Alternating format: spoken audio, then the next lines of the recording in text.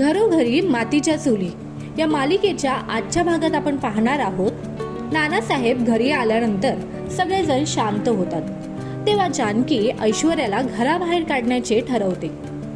जानकी ऐश्वर्याला म्हणते, आता तुझे वागणे पुरे झाले, आम्ही तुझे वागणे खपवून घेणार नाही।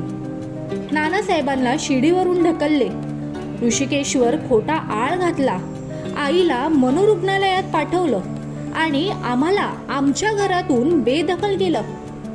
आता यापुढे तुझी काहीही चालणार नाही।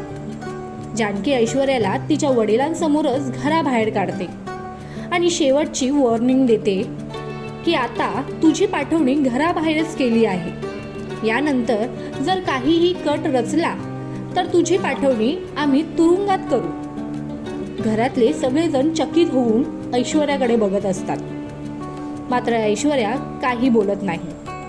मग तुम्हाला काय वाटते, जानकीने ऐश्वर्याला घराबाहेर काढून योग्य केले का? आम्हाला कमेंटमध्ये सांगा। घरोघरी मातीच्या चुली ही मालिका तुम्हाला आवडते का? आम्हाला कमेंटमध्ये सांगा।